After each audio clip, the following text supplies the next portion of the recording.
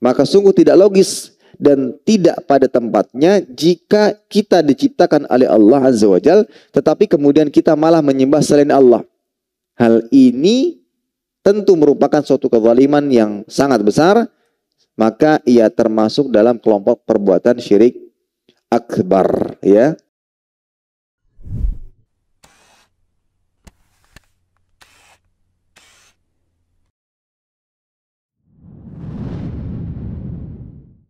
Bismillahirrahmanirrahim. Assalamualaikum warahmatullahi wabarakatuh. Innal hamdalillah nahmaduhu wa nasta'inuhu wa nastaghfiruhu wa nastahdihi wa natubu ilaih wa na'udzu billahi min shururi anfusina wa sayyiati a'malina may yahdihillahu fala mudilla lahu wa may yudlilhu fala hadiya lahu. Asyhadu an la ilaha illallah wahdahu la syarika lah wa asyhadu anna Muhammadan 'abduhu wa rasuluhu la nabiyya wa la rasula ba'dah. Qala Allah 'azza wa jalla ya ayyuhalladzina amanu taqullaha haqqa tuqatih wa la tamutunna illa wa antum muslimun. Ya ayyuhan nasu taqu rabbakumul ladzi khalaqakum min nafsin wahidah wa khalaqa minha zawjaha wa batha minhuma rijalan katsiran wa nisaa'a wattaqullaha alladzi tasaaluna bihi wal arham innallaha kana 'alaikum raqiba. Ya ayyuhalladzina amanu taqullaha wa qulu qawlan sadida يصلح لكم أعمالكم ويغفر لكم ذنوبكم ومن يطع الله ورسوله فقد فاز فوزا عظيما أما بعد فإن أصدق الحديث كتاب الله وخير الهدي هدي محمد صلى الله عليه وسلم وشر الأمور محدثاتها فإن كل محدثات في الدين بدعة وكل بدعة ضلالة وكل ضلالة في النار. A'yadzan billahi minan nar. Para hadirin sekalian, kaum muslimin dan muslimat, terkhusus ibu-ibu dan para akhwat rahimani wa rahimakumullah taala. Alhamdulillah senantiasa kita panjatkan rasa syukur kita kepada Allah tabaraka wa taala atas segala limpahan nikmat dan karunia yang Allah taala berikan kepada kita. Salawat dan salam senantiasa selalu kita limpahkan kepada nabi kita yang mulia, Nabi Muhammad sallallahu alaihi wasallam, beserta kerabat beliau, para sahabat, dan orang-orang yang senantiasa terus-menerus berada di jalannya sampai hari kiamat kelak.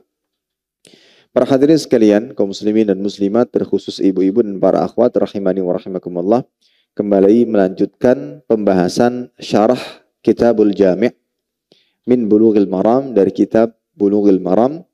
Dan kita membaca syarah yang ditulis oleh Fadilat Ustadz Firanda Ad-Dirjah hafizahullah ta'ala. Kita masih pada hadis atau bab yang kedua tentang al-birru wassilah, yaitu berbakti dan menyambung silaturahmi. Berbakti dan menyambung silaturahmi. Dan kita akan membahas hadis yang ke-6 pada bab ini, berkaitan dengan syirik dan dosa-dosa besar. Syirik dan dosa-dosa besar. Baik, kita baca hadis pada bab ini. 6.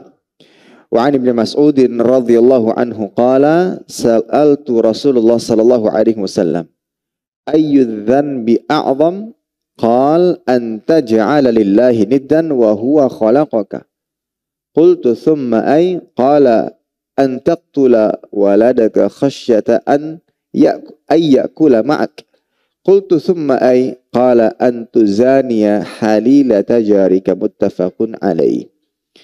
Artinya, dari Ibnu Mas'ud radhiyallahu ta'ala anhu, beliau berkata, aku bertanya kepada Rasulullah sallallahu alaihi wasallam, dosa apa yang paling besar? Rasulullah sallallahu alaihi wasallam bersabda, yaitu engkau menjadikan sekutu, tandingan bagi Allah, padahal Dia yang menciptakanmu. Aku berkata, kemudian apa? Rasulullah sallallahu alaihi wasallam bersabda, engkau membunuh anakmu karena khawatir dia makan bersamamu. Aku berkata, kemudian apa setelah itu? Wahai Rasulullah sallallahu alaihi wasallam, maka Rasulullah mengatakan, engkau berzina dengan istri tetanggamu. Hadis dikeluarkan oleh Imam Bukhari dan Muslim. Penulis mengatakan hadits ini menjelaskan tentang 3 dosa yang paling besar dan yang membinasakan. Para hadirin rahimani wa rahimakumullah taala, hadits ini menunjukkan bahwa mengetahui keburukan merupakan perkara yang penting dalam kehidupan kita. Mengetahui keburukan merupakan perkara yang penting dengan tujuan agar kita bisa menghindarinya. Sebagaimana perkataan araftu syarra la lisyarri walakin litawaqqihi wa man lam ya'rif syarra minal khairi yaqa fihi. Aku mengetahui keburukan untuk bisa menghindarinya.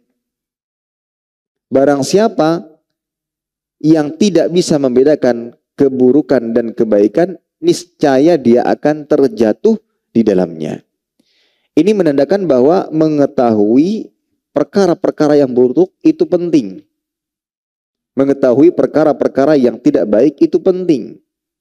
Ya, dan itulah yang dilakukan oleh Hudzaifah radhiyallahu ta'ala anhu ketika banyak yang bertanya tentang kebaikan, beliau bertanya kepada Nabi Muhammad sallallahu alaihi wasallam tentang keburukan, seperti yang dilakukan oleh Abdullah bin Mas'ud dalam hadis ini. Beliau bertanya tentang dosa yang paling besar. Bahkan dalam penjelasan Imam Ibnu Qayyim rahimahullah taala, mengetahui, mempelajari tentang perbuatan-perbuatan apa saja yang dimurkai oleh Allah tabaraka wa taala merupakan sesuatu yang wajib. Merupakan sesuatu yang wajib diketahui. Dan ini juga diantara ilmu pendidikan yang wajib kita sampaikan kepada anak-anak kita dengan cara penyampaian yang baik. Ini dilarang di dalam agama. Allah Ta'ala tidak menyukai ketika seorang hamba berbuat demikian, demikian, dan demikian. Sehingga sampai informasi tersebut kepada benak mereka bahwa, oh dalam Islam ini dibolehkan, ini dilarang. Tujuannya adalah agar dia bisa mengetahui mana hak dan mana yang batil. Ya. Dan wallahu alam, saya berpandang demikian. Perlu anak mengetahui ketika dia ingin berbuat sesuatu. Tidak mesti harus selalu kita alihkan. Dia perlu tahu bahwa apa yang akan atau apa yang tadinya ia akan lakukan itu sesuatu yang dilarang. Misalkan di dalam agama atau itu sesuatu yang berbahaya, agar sampai kepada benaknya pemahamannya bahwa oh tidak semua apa yang kita ingin lakukan bisa dilakukan. Kenapa? Karena bisa saja apa yang akan dilakukan nantinya bisa mendatangkan bahaya. Nah ini faedah yang bisa kita ambil pada poin ini. Bahwa mengetahui perkara-perkara yang buruk itu penting. Agar kita bisa menghindarinya. Nah itulah yang dilakukan oleh Abdullah ibn Mas'ud radhiyallahu ta'ala anhu. Beliau bertanya tentang perkara yang bisa membinasakan. Yang pertama adalah taj'ala lillahi niddan wa huwa khalaqaka. Dosa yang pertama, engkau menjadikan tandingan bagi Allah Azza wa Jalla. Atau dalam bahasa lainnya, berbuat syirik. Ya, berbuat syirik. Apa itu syirik? Disebutkan di dalam ayat-ayat Al-Quran berkaitan dengan pengertian dari perbuatan syirik. Seperti dalam surat Asy-Syu'ara ayat 97 hingga 98.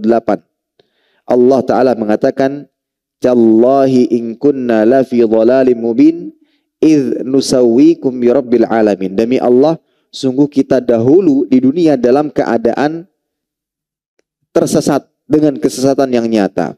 Karena kita menyamakan engkau, Tuhan berhala, dengan Tuhan semesta alam. Ya, Tuhan alam semesta, yaitu Allah Jalla wa'ala. Yang kita garis bawahi adalah idnusawwikum, karena kita menyamakan Tuhan berhala dengan Tuhan semesta alam. Kemudian dalam surat Al-An'am ayat pertama disebutkan juga tentang penjelasan pengertian daripada kesyirikan. Allah Ta'ala mengatakan, Alhamdulillahilladzi khalaqas samawati wal ard wa ja'ala adh-dhulumati wan nur thumma alladhina kafaru bi rabbihim ya'dilun. Segala puji bagi Allah yang telah menciptakan langit dan bumi dan menciptakan gelap dan terang.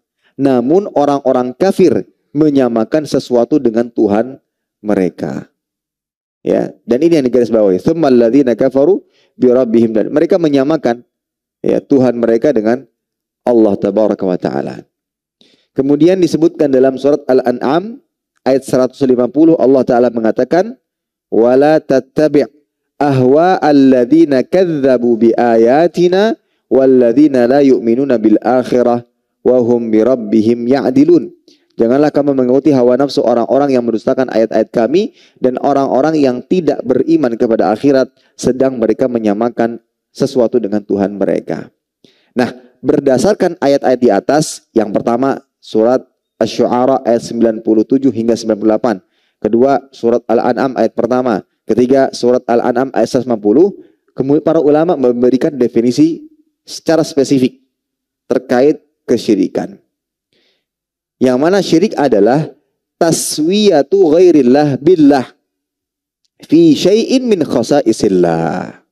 Menyamakan selain Allah dengan Allah dalam segala sesuatu yang menjadi kekhususan bagi Allah Subhanahu wa ta'ala. Kekhususannya berupa apa? Menciptakan, menghidupkan, mematikan, memberikan rezeki dan yang segala macamnya.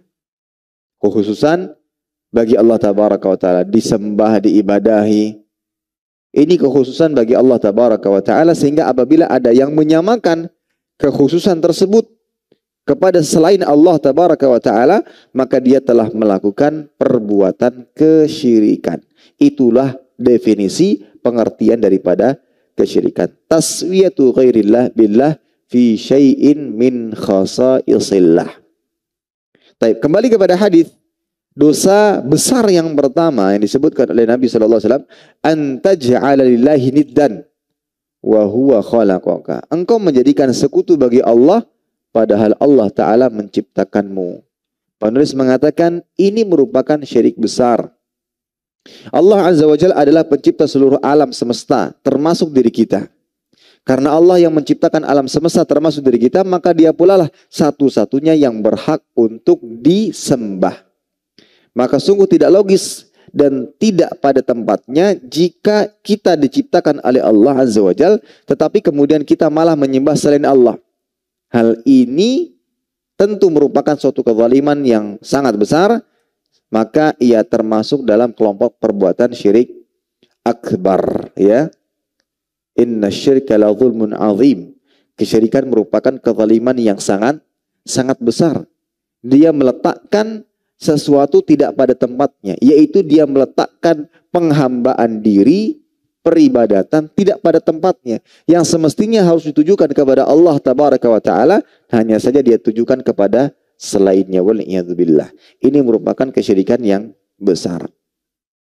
Kesyirikan akbar dikatakan sebagai dosa yang paling besar karena perbuatan ini mendatangkan berbagai macam musibah atau kebinasaan. Apa saja kebinasaannya? Apa saja kerugiannya? Disebutkan oleh penulis diantaranya sebagai berikut. Musibah yang pertama, syirik akbar dapat menggugurkan seluruh amal yang telah dikerjakan oleh pelakunya. Allah Ta'ala berfirman dalam surat Az-Zumar ayat 65, la in asyrakta la yahbatanna amaluka wa la takunanna minal khasirin. Jika engkau wahai Muhammad sallallahu alaihi wasallam berbuat kesyirikan, maka akan gugur seluruh amalmu dan engkau benar-benar akan termasuk orang-orang yang merugi.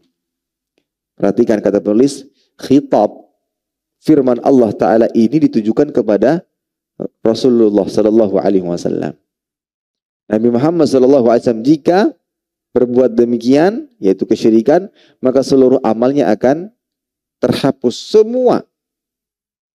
Namun ini juga tentunya berlaku kepada kita, dan kita aula mendapatkan peringatan tersebut karena Nabi Shallallahu Alaihi Wasallam mendapatkan jaminan diampuni dosa yang lalu dan akan datang, jaminan masuk ke dalam surga Allah Tabaraka wa Taala, jaminan senantiasa terjaga dari perbuatan-perbuatan yang buruk, maksum dari kesyirikan, maksum dari perbuatan dosa-dosa besar. Kitalah yang berhak mendapatkan peringatan tersebut. Yang mudah tergoda, yang mudah terbawa, ya, ikut-ikutan orang banyak, Hati-hati dengan kesyirikan yang besar.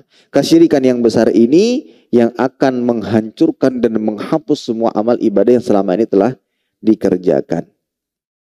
Dan juga dikatakan kepada seluruh utusan Allah sebagaimana firman Allah, walau asyraku la habita anhum ma kanu ya'malun, dalam surat Al-An'am ayat 88. Kalau mereka, yaitu para Rasulullah seluruhnya berbuat kesyirikan, maka akan gugur seluruh amal mereka. Jika para Rasulullah saja bisa gugur amalnya karena perbuatan syirik, apalagi selain para Rasulullah. Jika mereka melakukan syirikan, maka tanpa ragu seluruh amalannya akan terhapuskan. Ya. Karena itu, alangkah ruginya jika seorang yang telah beribadah selama 60 tahun atau lebih, tetapi kemudian di akhir hayatnya dia terjerumus kepada kesyirikan. Ibadahnya yang bermacam-macam seperti sholat, puasa, haji, umroh, sedekah, berbakti kepada orang tua, dan lain-lain, itu akan digugurkan oleh Allah Tabaraka wa Ta'ala sehingga menjadi tidak bernilai sama sekali. Nah, ini musibah yang pertama yang disebutkan oleh penulis di dalam kitab ini. Yang kedua, musibahnya adalah orang yang melakukan syirik besar tidak akan diampuni dosa-dosanya. Ya. Seorang yang meninggal dunia dalam kondisi melakukan dosa besar seperti mencuri, berzina dan sebagainya, ya, waliyadzubillah, masih ada kemungkinan untuk dimaafkan oleh Allah di akhirat. Meskipun ampunan itu sendiri belum merupakan hal yang pasti, tapi kemungkinan itu masih ada. Namun jika seorang meninggal dunia dalam kondisi melakukan perbuatan syirik akbar, syirik besar, maka Allah telah menyatakan sendiri bahwa dia tidak akan mengampuninya. Allah Ta'ala berfirman, innallaha la yaghfiru ayyushraka bihi wa yaghfiru ma duna dzalika liman yasha. Dalam surat An-Nisa ayat 48. Sungguhnya Allah tidak mengampuni dosa kesyirikan dan Allah mengampuni dosa-dosa selain kesyirikan bagi siapa yang dikehendakinya. Seandainya dosa syirik bisa diampuni, maka Abu Talib, ya, paman Rasulullah SAW, lebih berhak untuk diampuni. Intinya para hadirin rahimani wa rahimakumullah ta'ala, kesyirikan yang besar ini dosa yang tidak diampuni. Maksudnya tidak diampuni adalah ketika pelakunya meninggal dunia dan tidak bertobat kepada Allah Ta'ala, tidak sempat bertobat, maka dia nanti ketika dibangkitkan, melewati segala macam proses di alam barzah, saat di padang mahsyar dan seterusnya, tidak akan mendapatkan ampunan dan tidak akan mendapatkan pertolongan. Itulah yang dimaksud dengan innallaha la yaghfiru ayyushraka bihi wa yaghfiru ma duna dzalika liman yasha. Sungguhnya Allah tidak mengampuni dosa kesyirikan dan Allah mengampuni dosa-dosa selain kesyirikan bagi siapa yang dikehendakinya. Dalam arti ketika seorang meninggal dunia dalam kondisi berbuat dosa. Kalau dosa-dosanya dan dia berbuat dosa dan belum sempat bertaubat. Kondisinya adalah seseorang meninggal dunia dalam keadaan berbuat dosa dan tidak sempat bertaubat atau kembali kepada Allah Tabaraka wa Ta'ala. Apabila dosanya berubah kesyirikan akbar, Allah tidak akan pernah memberikan ampunan kepadanya. Karena Allah Ta'ala sendiri menyatakan dalam surat An-Nisa ini ayat 48. Kalau seandainya dosa-dosa itu adalah dosa-dosa selain kesyirikan yang besar seperti mencuri, berzina, atau yang lainnya, masih ada kemungkinan meskipun bukan sebuah kepastian. Bukan merupakan hal yang pasti, tapi kemungkinan itu masih ada mendapatkan ampunan dan itu semua atas kehendak Allah Tabaraka wa Ta'ala. Ya, masih ada kemungkinan baginya mendapatkan ampunan. Mungkin dilihat dari amal yang lain. Mungkin amal lain yang begitu banyak sehingga lebih berat kepada timbangan amal kebaikan dibandingkan keburukan. Bisa saja. Masih ada kemungkinan. Berbeda dengan kesyirikan yang besar. Ketika dia meninggal dunia dalam keadaan menyekutukan Allah Tabaraka wa Ta'ala, melakukan kesyirikan yang besar, maka tidak akan mendapatkan ampunan. Dan amal-amal kebaikan yang selama dikerjakan terhapus, tidak bermanfaat sama sekali. Ya, tidak bermanfaat sama sekali. Baik. Kemudian beliau menegaskan, jika seandainya dosa syirik ini menyekutukan Allah Ta'ala ini di akhirat nanti meninggal dunia meskipun tidak diampuni, yang paling berhak diampuni siapa? Abu Talib, paman Nabi SAW. Kenapa beliau yang paling berhak diampuni? Jika seandainya diampuni. Jika seandainya beliau yang paling berhak.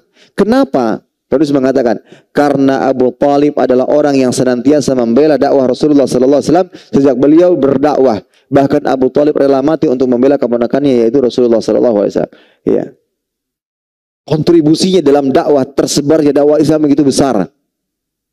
Bahkan bisa saja Islam sampai kepada kita mungkin di antaranya ada kontribusi dari beliau. Apa yang beliau lakukan? Membela, rela mati untuk menjaga dan melindungi keponakannya yaitu Rasulullah sallallahu alaihi wasallam. Sehingga membuat Rasulullah sallallahu alaihi wasallam sangat sayang kepada Abu Talib. Ya, sedemikian sayangnya Rasulullah sallallahu alaihi wasallam kepada pamannya sampai-sampai Rasulullah sallallahu alaihi wasallam terus-menerus menasihati pamannya untuk mengatakan, "Wahai pamanku, ucapkanlah la ilaha illallah, kalimat yang dengannya aku akan membela engkau di akhirat kelak." Saking sayangnya melihat begitu luar biasanya pengorbanan, perjuangan yang dilakukan oleh Abu Talib untuk membela dakwah Nabi Muhammad sallallahu alaihi wasallam. Sangat sayang. Sehingga ketika hendak meninggal dunia, Rasulullah tidak henti-hentinya mengatakan, katakan satu kalimat saja, la ilaha illallah, kalimatan wahaju laka biha indallah, kalimatan yang dengannya aku meminta membela engkau di hadapan Allah Subhanahu wa taala akan mendapatkan ampunan.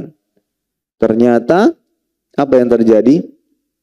Abu Talib enggan untuk mengucapkan la ilaha illallah sehingga akhirnya dia meninggal dunia dalam keadaan syirik. Disebutkan dalam riwayat itu disebabkan karena teman-teman dekat. Ya, atarghabu an millati Abdul Muttalib, apakah engkau benci dengan agama Abdul Muttalib, agama nenek moyang?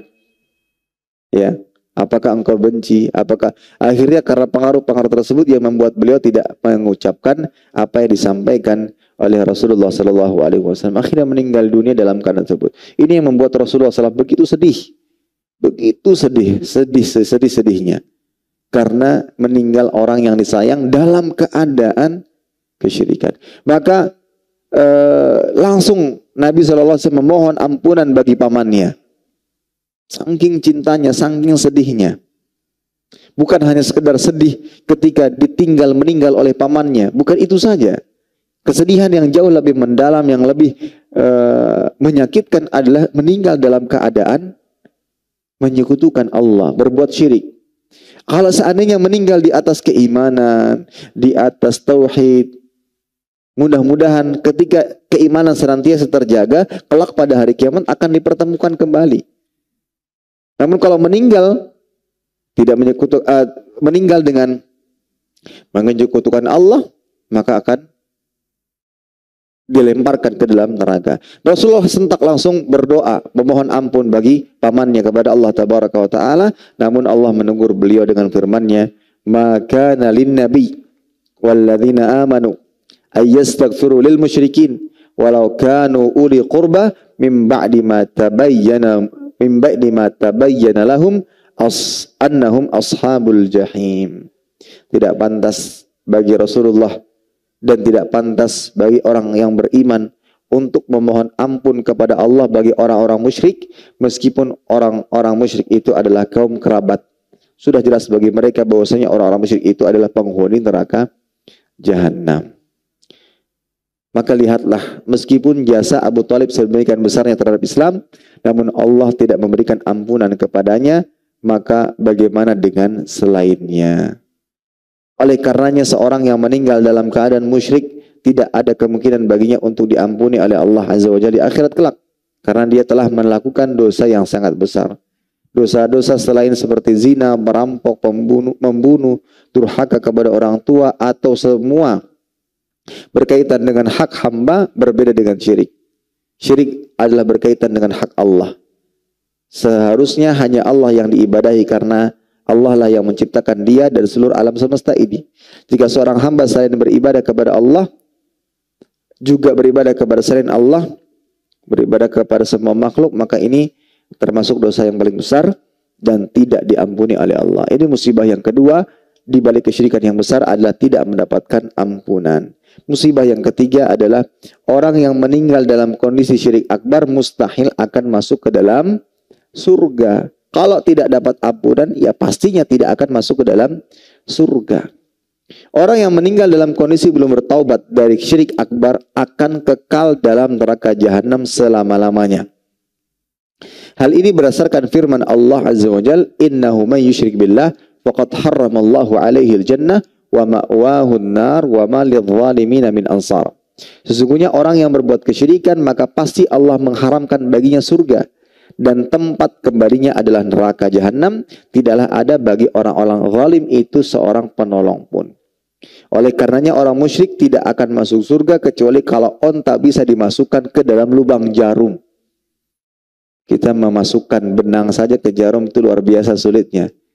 Ini kalau onta dimasukkan ke dalam lubang jarum, ini menunjukkan itu sebuah kemustahilan.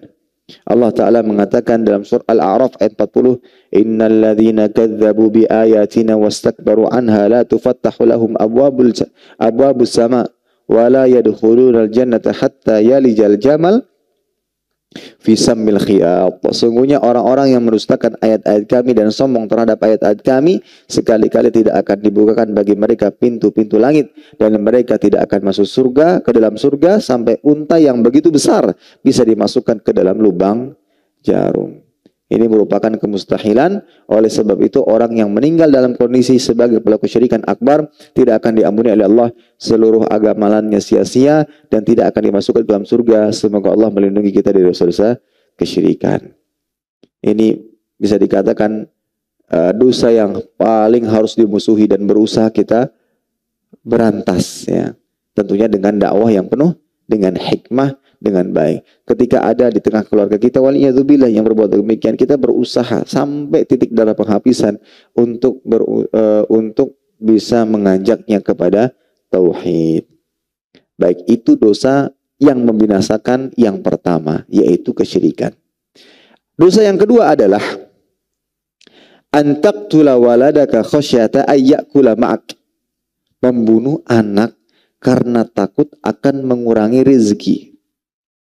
Mungkin mendengar hadis ini seperti sesuatu yang tidak mungkin terjadi. Namun ternyata berdasarkan berita, informasi di mana-mana, ada yang terjadi. Ya.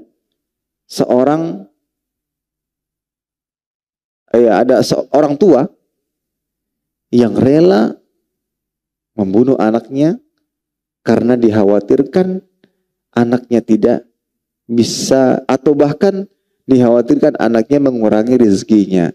Dia merasa tidak sanggup. Untuk hidup sendiri saja nggak sanggup. Untuk hidup suami istri saya tidak sanggup. Lah ini kedatangan anak. Diberi anak, ini nggak sanggup kita. Ini dari mana? Beli susu dari mana? Beli ini dari mana? Ya. Mau ini bagaimana? Mau itu bagaimana? Ini di luar kesanggupan kita. Akhirnya waliyadzubillah dilakukanlah perbuatan yang dimurkai oleh Allah Subhanahu wa Ta'ala. Baik, pada pembahasan poin kedua ini, penulis membagi dua pembahasan. Yang pertama berbicara tentang hukum pembunuhan. Baru yang kedua, pembunuhan karib kerabat atau bahkan nasab. Beliau mengatakan, pembaca yang dirahmati oleh Allah, perkara darah seorang mukmin adalah perkara yang besar di sisi Allah.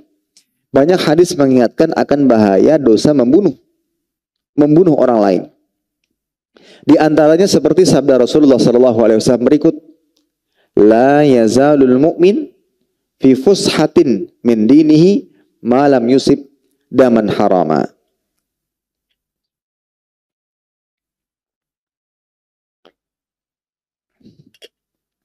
Artinya, seorang mukmin senantiasa berada dalam kegelapan, teman. Seorang muslim senantiasa berada dalam kelapangan dalam agamanya selama dia tidak menumpahkan darah yang haram. Diriwayatkan oleh Imam Bukhari. Artinya, jika seorang mukmin sudah menumpahkan darah yang haram, maka dia akan merasakan kesempitan di dalam agamanya. Dalam hadis yang lain juga Rasulullah sallallahu alaihi wasallam bersabda menyebutkan, la zawalud dunya ahwanu indallah min qatli muslim bi ghairi haqq. Sesungguhnya hilangnya dunia ini lebih ringan ya di sisi Allah daripada terbunuhnya atau tertumpahkan darah seorang muslim tanpa hak, ya. Hadis ini sahih dalam kitab At-Targhib wa Tarhib dan dinyatakan sahih di ghairihi oleh Imam Syalbani rahimahullah taala. Ini menunjukkan bahwa dosa atau membunuh itu merupakan dosa besar, ya. Sampai-sampai dikatakan hancurnya dunia itu lebih ringan dibandingkan menumpahkan darah seorang muslim. Dikuatkan lagi dalam hadis yang lain diriwayatkan Imam Muslim, walladzi nafsi biyadihi la tadhhabud dunya hatta ya'ti 'alan nas yaumun la yadril qatil fima qatal walal maqtul fima qutil faqila kaifa yakunu dhalik al-haraju al-qatil wal maqtul finnar. Demi zat yang jiwaku berada di tangannya tidaklah pergi atau sirna dunia ini hingga tiba pada manusia itu suatu hari di mana yang membunuh tidak tahu kenapa dia harus membunuh, dan demikian juga yang terbunuh tidak tahu kenapa dia dibunuh. Ini luar biasa. Mungkin kita pernah mendengar cerita-cerita yang demikian. Jadi terjadi peperangan, terjadi pembunuhan di mana-mana. Mereka pun tidak tahu kenapa sih saya harus membunuh. Seakan-akan sudah dicuci otak, pokoknya harus membunuh kelompok fulan. Dan yang dibunuh pun tidak tahu kenapa sih harus saya dibunuh. Apakah saya pernah menyakiti Anda? Apakah saya pernah mengambil dan merampas harta Anda? Ternyata juga tidak. Maka pada saat itu dunia ini akan hancur. Ya. Maka para sahabat bertanya, kaifa yakunu dzalik? Bagaimana itu bisa terjadi? Maka Nabi mengatakan al-haraju. Al-haraju itu terjadi fitnah yang menyebabkan terjadinya banyak pembunuhan, ya. Al-qatil wal maqtul finnar. Maka pada saat itu yang membunuh dan yang terbunuh di neraka. Baik, ini para hadirin rahimani wa rahimakumullah. Ini menunjukkan bahwa dosa ini merupakan di antara dosa-dosa besar yang sangat diingkari oleh Allah Tabaraka wa Ta'ala. Membunuh seorang muslim, darah yang tidak berhak untuk ditumpahkan. Bahkan ini dosa terbesar setelah kesyirikan sebagaimana disebutkan dalam hadis ini. Dan tidak ada dosa yang lebih yang begitu banyak dalil yang menjelaskan dahsyatnya ancamannya seperti dosa membunuh. Banyak sekali dalil-dalil yang menjelaskan besarnya ancaman bagi pelaku pembunuhan. Jangankan membunuh seorang muslim, bahkan membunuh seorang kafir yang tidak berhak dibunuh saja, ini bisa menjerumuskan ke dalam neraka jahanam. Bisa menjerumuskan pelakunya ke dalam neraka jahanam. Nabi SAW mengatakan dalam hadis yang diriwayatkan oleh Imam Bukhari, "Man qatala ma'ahadan lam yarih raihatal jannah wa inna rihaha la tujadu min masirati arba'ina ama." Siapa yang membunuh kafir mu'ahad yang terikat perjanjian damai, ya, ia tidak akan mencium bau surga. Padahal sungguhnya bau surga itu tercium dari perjalanan 40 tahun lamanya. Dengan jarak seperti itu semestinya sudah tercium. Ini enggak tercium. Tercium saja tidak, lantas bagaimana bisa memasukinya? Jangankan membunuh darah atau menumpahkan darah seorang muslim. Orang kafir saja, mu'ahad yang tidak berhak untuk ditumpahkan darahnya, ini terancam dengan perbuatan dosa. Oleh karena itu, ya, membunuh seorang muslim ini penyebab masuk ke dalam neraka jahanam. Membunuh seorang muslim menyebabkan masuk ke dalam neraka jahanam. Rasulullah sallallahu alaihi wasallam bersabda, "Idzal taqal musliman bisayfihima fal qatil wal maqtul finnar." Faqultu ya Rasulullah, hadzal qatil fama balul maqtul? Qala innahu harisan ala qatli sahibihi. Jika dua orang muslim saling bertemu dan masing-masing menghunuskan pedang, maka yang membunuh dan yang terbunuh sama-sama masuk neraka. Waliyadzubillah. Para sahabat bertanya, ya Rasulullah, yang membunuh jelas masuk neraka. Lantas kenapa yang terbunuh juga masuk neraka? Maka kata Rasulullah SAW, yang terbunuh tadi juga sudah berniat untuk membunuh saudaranya, muttafaqun alaih. Jadi yang membunuh, yang terbunuh sama-sama neraka. Kenapa? Karena yang terbunuh, kalau seandainya dia lebih kuat, dia juga akan membunuh. Gitu. Sama-sama punya keinginan, azab yang kuat untuk membunuh. Maka ketika seorang sudah berazam melakukan keburukan, dia sudah tercatat, apalagi diikuti dengan beberapa tindakan-tindakan meskipun tidak tercapai apa yang diinginkan, maka sudah tercatat sebagai perbuatan dosa. Ya. Ya, inilah yang menjadikan dalil yang menunjukkan bahwa pelaku pembunuhan diancam dengan masuk ke dalam neraka jahanam. Hadis ini menunjukkan bahwa jika seorang ingin membunuh orang mukmin meskipun tidak berhasil, dia sudah terkena vonis neraka jahanam oleh Rasulullah SAW. Perhatikan bahwa orang yang terbunuh pun dalam hadis ini juga divonis masuk ke dalam neraka. Oleh karenanya membunuh merupakan dosa besar yang sangat besar. Nah, dikuatkan lagi dengan firman Allah Tabaraka wa Ta'ala yang berkaitan dengan hal ini. Allah Ta'ala berfirman dalam surat An-Nisa ayat 93. Wa may yaqtul mu'minan muta'ammidan fajaza'uhu jahannam khalidan fiha wa ghadiballahu alaihi wa la'anahu wa a'adda lahu 'adzaban 'azima. Dan barang siapa yang membunuh seorang mukmin dengan sengaja, maka balasannya ialah neraka jahanam. Kekal ia di dalamnya dan Allah murka kepadanya dan mengutukinya karena serta menyediakan adab yang besar baginya. Baik. Ustaz, disebutkan dalam ayat ini bahwa pembunuh akan kekal di dalam neraka jahanam. Bukankah pembunuhan tidak sampai kepada kesyirikan yang besar? Dia dosa besar, diancam dengan ancaman yang besar, tapi tidak sampai kepada kesyirikan yang besar, bukan? Iya. Lantas kenapa disebutkan dalam ayat ini kekal? Atau apa yang dimaksud dengan kekekalan dalam ayat ini? Nah, ini dijelaskan oleh para ulama bahwa kekal yang dimaksud ini menunjukkan beratnya siksaan. Bukan kekal bermakna abadi. Ya. Selama dia masih dalam keadaan muslim, tidak menghalalkan pembunuhan, ya. Maka dia tidak kekal. Tapi kekekalan yang dimaksud di dalam ayat ini menunjukkan beratnya siksaan yang akan didapatkan. Ya. Kemudian terkait para pelaku dosa besar atau dalam hal ini dosa pembunuhan, apakah akan diampuni oleh Allah Tabaraka wa Ta'ala atau tidak ketika meninggal dunia dalam keadaan tersebut?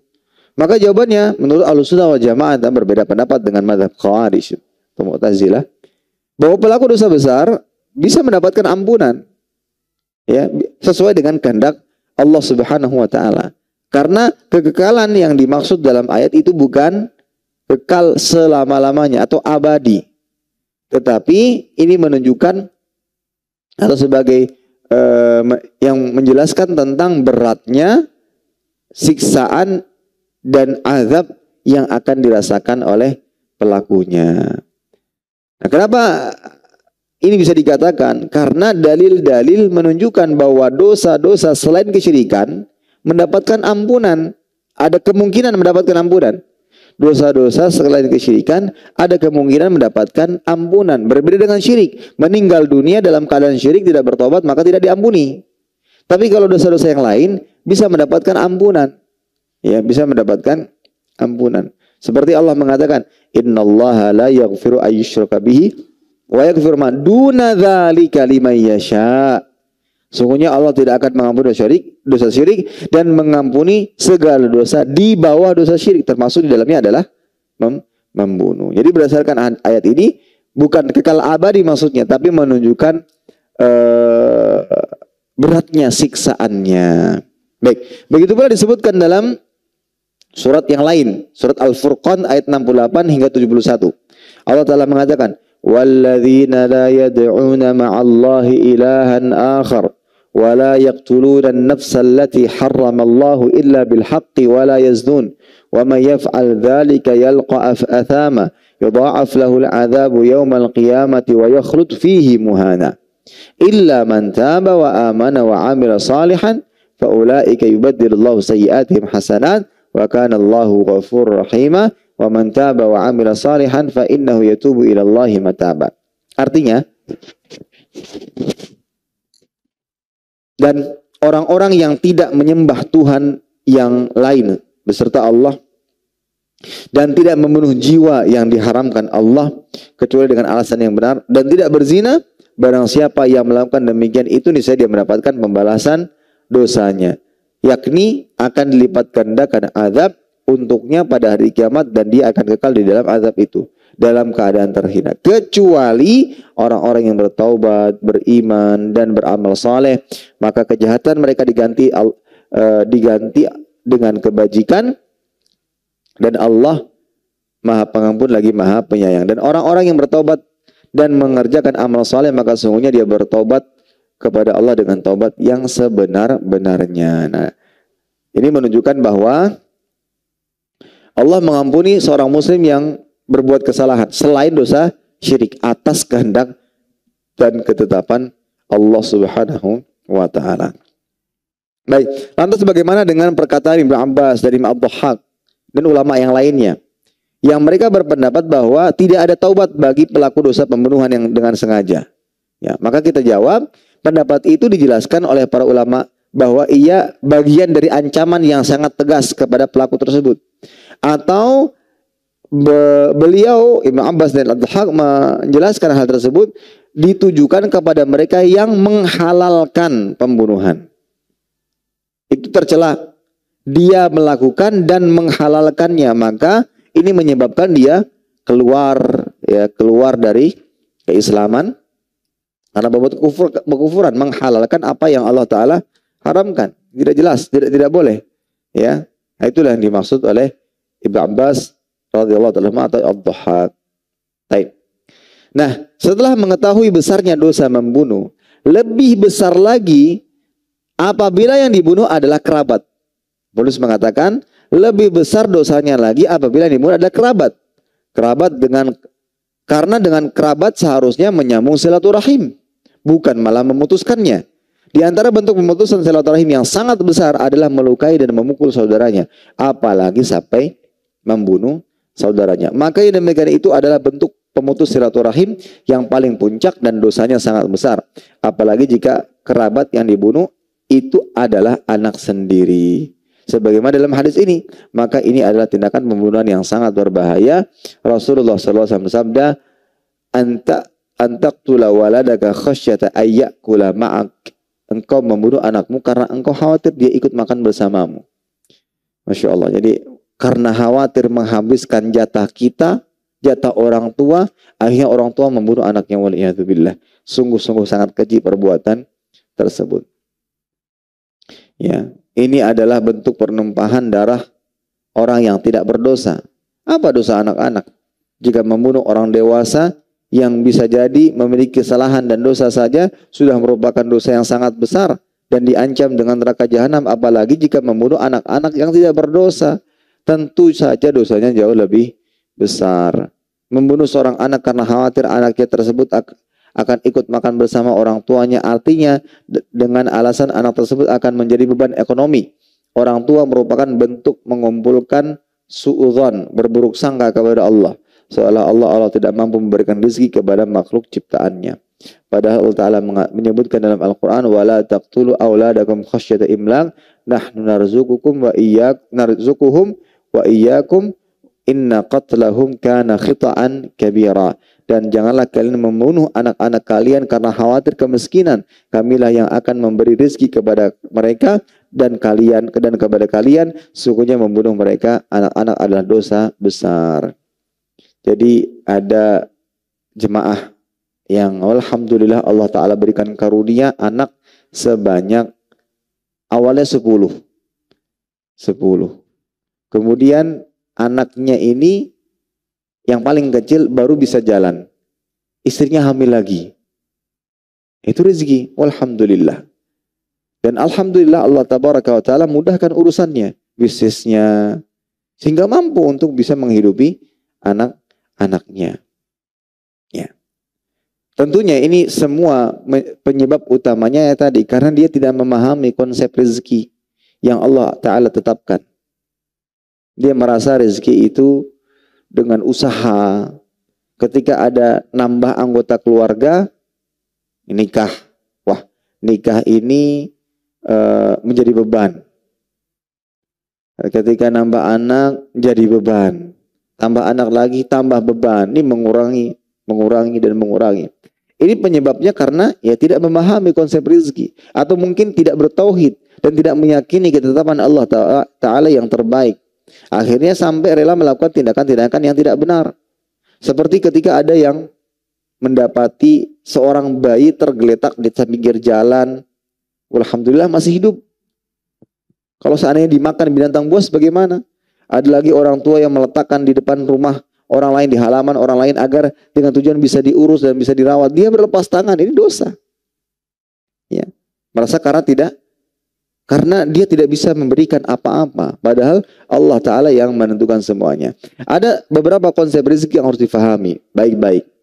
Yang pertama, semua makhluk yang berakal maupun yang tidak berakal, rezekinya telah dijamin oleh Allah. Rezekinya telah dijamin, alhamdulillah. Di antara dalil yang menunjukkan hal ini, surat Hud ayat ke-6, Allah mengatakan, "Wa ma min dabbatin fil ardi illa 'ala Allahi rizquha." Tidak ada satupun yang bergerak di muka bumi ini, manusia atau bahkan binatang-binatang sekalipun, kecuali Allah yang menanggung rizkinya. Jadi ada sempat terlihat video menarik, terlihat dari CCTV. Ini ada seseorang yang membawa segentong atau drum lah susu, tanpa sengaja jatuh dan pecah susunya. Kemudian dia menunjukkan ekspresi kekecewaan, ya tumpah. Akhirnya ya pergi dia. Beberapa menit atau beberapa detik kemudian, waktu itu dia membawa susu tersebut, ya ingin melewati parkiran. Ya, di situ ada mobil-mobil yang terparkir. Setelah jatuh, dia kecewa, dia pergi. Muncul seekor kucing dari bawah mobil. Muncul, minum. Dia nggak memprediksi. Atau dia yang menyebabkan, wah kucing berpikir bagaimana cara susu ini biar terjatuh nanti. Nggak terpikir itu semua. Mungkin dia hanya saat itu sedang berteduh dari terik matahari yang begitu panas. Dia tidur terbaring, nyaman. Ada susu. Dijilat-jilatinya sampai kenyang. Masya Allah. Ya, itu kita harus yakin. Harus yakin dengan seyakin-yakinnya. Tapi Allah yang memberikan rezeki. Tugas kita itu berusaha. Ya. Yang memberikan rezeki Allah. Kita hanya berusaha. Seperti yang pernah saya sampaikan, itu di daerah Gatot itu, atau mungkin di Gatot kali ya namanya, ada penjual pentol. Waktu itu pernah pulang pada pukul 11 malam dari rumah orang tua. Nah, di situ terlihat nih ada penjual. Itu tempatnya sepi. Bukan di tengah pasar atau di tengah keramaian, atau mungkin di situ banyak kafe-kafe atau yang semacamnya, enggak, sepi. Semestinya sepi gitu. Dan itu sudah hampir tengah malam. Tapi walhamdulillah pas pertama pernah lewat itu masih enggak ada pembeli. Namun di sisi lain atau di waktu lain ada yang membeli. Ada yang nyucuk pentol. Nyucuk. Ini menandakan bahwa ya tugas kita berusaha. Kita berusaha sesuai dengan kemampuan kita. Berdoa sama Allah agar dimudahkan rezekinya. Selesai. Karena Allah Ta'ala menjamin. Nah, ini yang harus yakin. Ya, ini harus yakin. Namun bukan berarti ya prinsip ini tidak mengajarkan kita. Prinsip ini malah mengajarkan kita untuk tidak bekerja. Ini keliru, salah dalam memahaminya. Ya, prinsip ini tidak mengajarkan kita untuk berpangku tangan, diam, tidak bekerja, ya, dengan anggapan semua telah ditakdirkan. Ya, memang benar ditakdirkan, tetapi takdir itu rahasia Allah, tidak ada yang mengetahui. Untuk itu kita tidak bisa menjadikan takdir sebagai alasan. Kemudian juga Nabi SAW memerintahkan, menjelaskan bahwa kita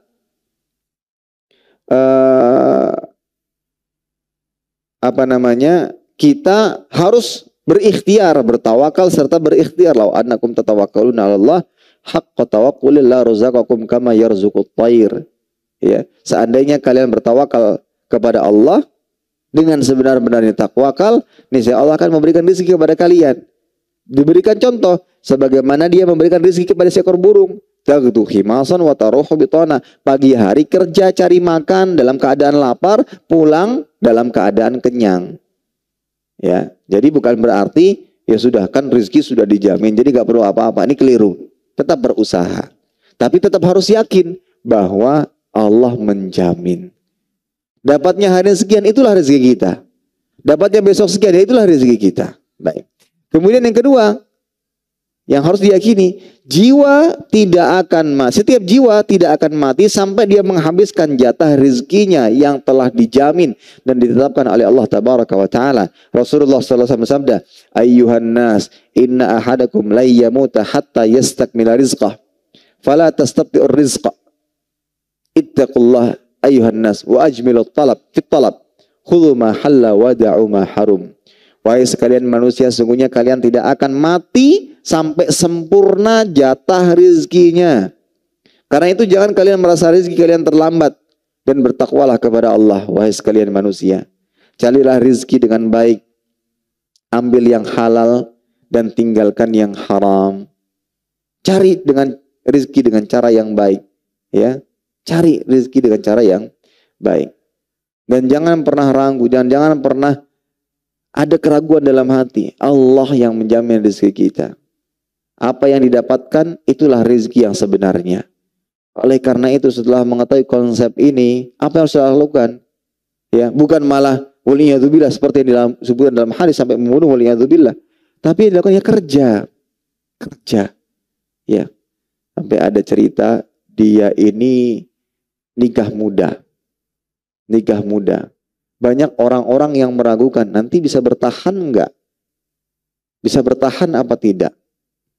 Akhirnya dia nikah muda. Bagaimana dia mencari makan? Bagaimana dia mencari rezeki? Pengalamannya belum ada. Paling nanti memberatkan orang tua dan segala macam ucapan-ucapan orang. Namun setelah menikah, Allah Ta'ala dia mungkin punya keyakinan. Alhamdulillah mungkin dia punya ilmu. Dia berusaha. Otaknya bekerja, memikirkan bagaimana bisa mendapatkan penghasilan. Walhamdulillah bertahan. Allah berikan kemudahan dan kemudahan baginya. Meskipun dalam masalah usaha bukan berarti tidak ada ujian, bukan berarti tidak ada cobaan-cobaan. Ya banyak saja cobaan-cobaannya, tapi terus berusaha karena dengan keyakinan Allah membantu, Allah menjamin, Allah memudahkan. Terus berdoa, usaha, pulang ke rumah. Ya, minta doa kepada istri, mohon dukungannya. Sang suami kerja, sang istri berusaha juga di rumah mendoakan segala macamnya, saling mendukung. Insya Allah Allah akan berikan kemudahan. Ya, jadi apa yang harus dilakukan? Ya bekerja. Ya, Allah mengatakan, "Huwallazi ja'alakum ardh daluran famshu fi manakibiha wa qulu mir rizqih wa ilaihin nusyur." Dialah yang menjadikan bumi untukmu yang mudah dijelajahi, maka jelajahilah di segala penjurunya dan makanlah sebagian dari rezekinya dan hanya kepadanya lah kamu kembali setelah dibangkitkan. Ya, kita bekerja. Intinya bekerja. Kemudian selain bekerja, iringi kerja, usaha, doa, iringi juga dengan banyak-banyak istighfar. Karena istighfar ini salah satu cara usaha seorang hamba agar Allah memberikan rezeki kepada kita. Disebutkan di dalam Al-Quran, فَقُلْتُ اسْتَغْفِرُوا رَبَّكُمْ إِنَّهُ كَانَ غَفَّارًا يُرْسِلِ السَّمَاءَ عَلَيْكُمْ مِدْرَارًا. Mohonlah ampun kepada Tuhanmu, sungguhnya dia adalah Maha Pengampun. Niscaya dia akan mengirimkan hujan lebat kepadamu, membanyakkan harta dan anak-anakmu, dan mengadakan untukmu kebun-kebun serta mengadakan pula di dalamnya sungai. Bahkan disebutkan dalam sebuah kisah, ada yang mengadukan tidak bisa punya anak, kekeringan dan segala macam. Maka salah satu usaha yang dilakukan adalah beristighfar sebanyak-banyaknya. Yang punya masalah keuangan, yang punya masalah susah mendapatkan anak, yang punya masalah apa, perbanyak istighfar kepada Allah Subhanahu wa Ta'ala. Kemudian yang ketiga, di samping usaha tadi, bertakwa. Karena dengan takwa Allah mengatakan, wa may yattaqillah yaj'al lahu makhraja wa yarzuqhu min haitsu la yahtasib. Barang siapa yang bertakwa, Allah akan berikan jalan keluar dan akan berikan rezeki dari arah yang tidak disangka-sangka. Bagaimana takwa itu? Menjalankan perintah dan menjauhi larangan. Baik. Kemudian dosa yang ketiga adalah berzina dengan istri tetangga, wal'iyadzubillah. Kita sudah sampaikan pada pertemuan sebelumnya terkait hak-hak tetangga. Wajibnya kita menghormati tetangga. Tidak boleh menyakiti dari hal-hal yang kecil, apalagi sampai yang besar. Apalagi wal'iyadzubillah sampai berzina dengan istri tetangga. Ya, ini dosa yang sangat-sangat besar. Ya, berzina ini perbuatan dosa besar. Jangankan sampai berzina, mendekatinya pun dilarang. Allah mengatakan wala taqrabuz zina innahu kana fahisyatan wa sa'a sabila. Janganlah kalian mendekati zina. Sungguhnya ini perbuatan yang keji dan jalan yang buruk. Apalagi ternyata perzinahan ini terjadi dengan istri tetangga, ya. Maka pelajaran yang bisa kita ambil para hadirin rahimani wa rahimakumullah, jangan beralasan dengan kedekatan kemudian kita bermudah-mudahan dan menggampang-gampangkan. Nah, dengan alasan kedekatan, keakraban kita menggampang-gampang. Ini sudah tetangga lama, saya sudah kenal lama, dia baik dan segala macamnya. Kemudian ketika dia pergi pesan kepada, tolonglah titip istri dan anak saya, tolong perhatikan ini, tolong cek rumah, segala macamnya. Ini ucapan-ucapan yang dalam tanda kutip bisa dipelintirkan oleh syaitan yang membuat orang yang dititipi berpikiran lain. Ya, apalagi misalnya pada keluarga tetangga ini ada sedikit percikan, ada sedikit masalah yang akhirnya sang istri curhatnya kepada tetangganya ini, laki-laki ini, akhirnya timbul kenyamanan, waliyadzubillah sampai terjadi apa yang tidak diinginkan. Ini bahayanya. Jadi jangan alasan dengan kedekatan malah bermudah-mudahan. Bahkan justru yang terasa dekat itulah yang berbahaya. Oleh karena itu Nabi mengatakan alhamu maut. Ipar itu kematian. Kadang ada sebagian mengatakan kan ipar juga, itu adik saya. Tapi laki-laki itu bukan mahram. Bagi perempuan bukan mahram. Kadang dia biasa membuka jilbabnya, berpakaian rumahan, pakai daster, terbuka aurat-auratnya di hadapan ipar laki-lakinya. Itu malah berbahaya. Alhamu maut. Ya, berbahaya. Bahkan saya pernah dikisahkan, ya sampai terjadi perzinahan. Sampai terjadi perzinahan. Ya. Padahal dikisahkan pada waktu itu iparnya ini bisa dikatakan orang yang alim lah. Awalnya menolak untuk tinggal bersama kakaknya. Karena ada istrinya. Menolak, tapi dipaksa biar menghematan uang kos dan segala macamnya. Akhirnya mau. Ya itulah, tapi godaan-godaan syaitan akhirnya menjerumuskan kepada perbuatan zina. Wallahu a'lam bishawab. Jadi dosa besar yang ketiga adalah berzina, ya, berzina. Bahkan Nabi menyebutkan dalam hadis yang lain, ya, di riwayat Imam Bukhari dalam kitab Adabul Mufrad, li ayyazniya ar-rajul bi asyrati niswah aisar alaihi min ayyazniya bi imra'ati jarihi. Sungguhnya jika seorang berzina dengan 10 wanita itu lebih ringan baginya daripada ia berzina dengan istri tetangganya. Ibaratnya nih orang yang menghancurkan kawan sendiri, ya, menyia-nyiakan kedekatan dan segala macamnya, maka besar sekali dosanya. Waliyadzubillah. Wallahu ta'ala alam bissawab. Baik, ini kiranya bisa disampaikan. Kita telah menyelesaikan penjelasan tentang syirik dan dosa-dosa besar. Mudah-mudahan apa yang disampaikan bermanfaat. Kurang lebihnya mohon maaf. Kita tutup dengan doa kafaratul majlis. Subhanakallahumma bihamdika asyhadu an la ilaha illa anta astaghfiruka wa atubu ilaik. Wassalamualaikum warahmatullahi wabarakatuh. Terima kasih. Jazakumullah khairan wa barakallahu fikum. Video ini dibuat atas partisipasi dari donasi Anda. Semoga menjadi amal jariah bagi Anda semuanya.